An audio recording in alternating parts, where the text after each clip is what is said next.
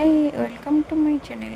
आज हूँ खुदुरकुणी ओषार शेष पाଳି तेणु यही ओषारे तो आमर मंडा काकेरा चूड़ा भोग हुए।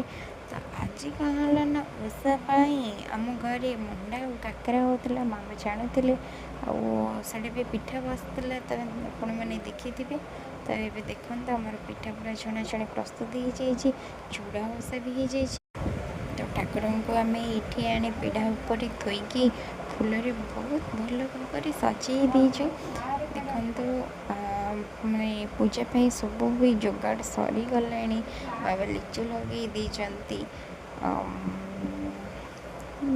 जा हो भल भलरे आम पूरा खुदुरकुणी ओषाटा को समाप्त कलु पूरा मासक।